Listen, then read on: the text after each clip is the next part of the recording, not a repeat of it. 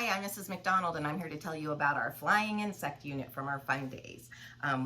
We had 6 insects that fly that we went over, and we did a lot of crafts. So the first day when they came, I didn't have a puzzle this time because I just never found one that I wanted. I don't know if I didn't have time or if it didn't exist, but none of them caught my eye.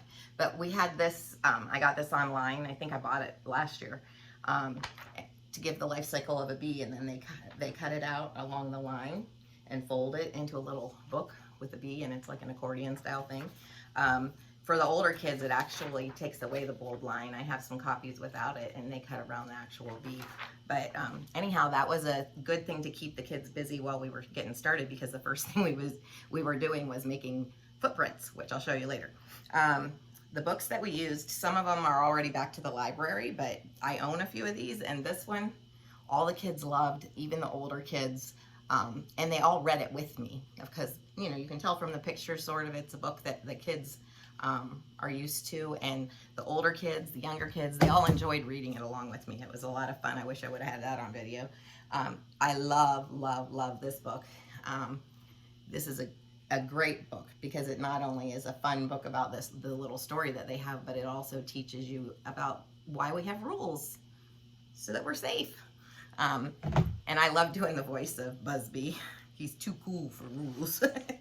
And then this is a really good book. It's a newer book, and I bought it whenever I actually heard the author telling about it in a podcast or something. Whenever I worked at a certain place I won't talk about. And anyhow, in the beginning of the book, it has about pollination, which is very important that children know about pollination. And in the back, it has everything you need to know about how not to get stung. And it tells about the different kinds of bees. And in the middle, it's a story, and it goes along with what bees do, and it compares that to the little children that this guy, his children that he loves. And it's a really cute book. I highly recommend it. And then I had, these are both from the Imagination Library, which is Dolly Parton sends books to children. So whenever you have a baby, you sign up for it. So if you have a toddler or a baby, sign up, look up for the Imagination Library, and they send you things. I had these laying out. So I just really think that kids need to have books. They need to have books to look at and imagine and take them places where they're never going to be able to go. And I just highly recommend you have books. During learning time and story time, I also showed the children these. I bought these a few years ago.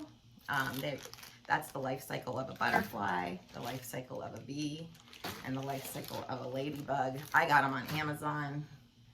This is the group. It has 6 different ones, so it has like sea turtles and frogs in it too. But I will say, go over it with them, pass it around the little circle, put it back in the bag, or you will have missing parts. So we lost a few parts. Now on to the crafts. We had a lot of fun with the crafts. We made a mural this time, but it wasn't quite as, like usually we make them, we're more serious about it. And I made a short video that shows all the crafts, and so you can see them, because some of them I might not have all the examples. But here we used their footprint the first day when they came in, a red one and a yellow one, to make a bee and a ladybug. And then I had them add things that they painted, and then this was the butterfly, and this child didn't quite finish it, but anyhow, we used handprints for butterflies. We did that a couple days later. We always do a few things on it each day, and then I happened to hide a few things on here for the kids, which you probably can't see, but on clearance I picked up this. So I put little glue dots on their paper so that whenever they look at it in the dark, it glows in the dark, and they have lightning bugs. So this was on clearance.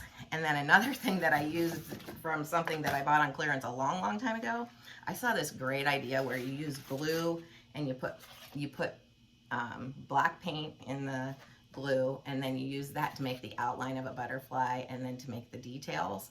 And I happen to have this from clearance from a long time ago, and we used it, and it's sparkly. So my co-teacher and I made the outline, and then lots of them, so that they could dry overnight. And then whenever the kids came, we had them put the details. And then later on that day, whenever it had time to dry, we had them Oh, actually the next day we had them paint them, and they made a butterfly and a moth. Okay, the moth we used the orange, and I loved their pictures, and they're in my shorts video that I'll put a link to.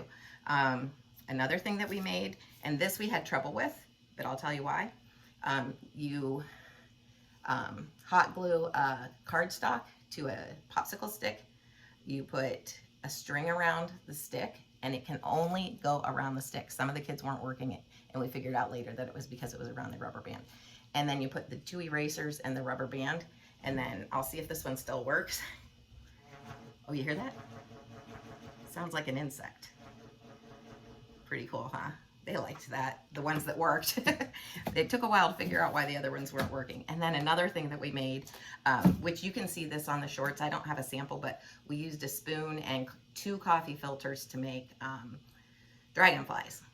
They're in our video. And then this was my favorite because it was really easy.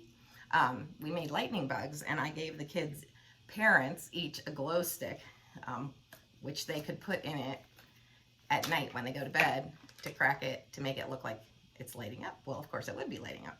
And so we used the bottles, and then basically you need craft glue. I pre-cut out wings, and I pre-cut out a red band, and basically they just had to glue this around. I also put eyes on a whole bunch of these, and then they got to pick. I used all different kinds of, you know, regular eyes, green eyes, blue eyes, whatever, and they picked a cap, and then they made this.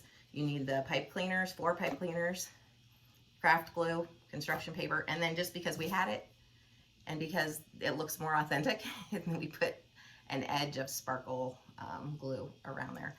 So anyhow, I'll put the links for our learning videos that we used, and I'll try to put the links for, the link for the short that shows their artwork, and maybe even a few of the books that we used from the library. But I hope you enjoyed that, and I hope that you have some good inspiration for some ideas you can use. Talk to you later. Bye.